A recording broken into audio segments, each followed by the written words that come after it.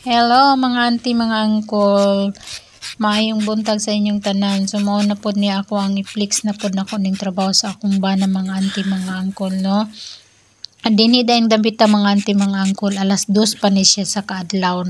Nagtapping na in town akong bana mga auntie, mga uncle. So gusto pa gyud daw kay siya matulog, pero kay unsaon oras naman sa iyang ting tapping mga auntie, mga uncle. Adlaw-adlaw in town niya ning ginabuhat ang pagtapping ug kaadlawon pa mga auntie, mga uncle, kay almost 700 kapunuan ang iyang ginatapingan kada adlaw. So kinahanglan gyud mga auntie, mga uncle, nga mga adlawon gyud siya og tapping, kay og dili siya mga adlawon mga auntie, mga uncle, dili jud niya mahuman ang iyang tapingonon.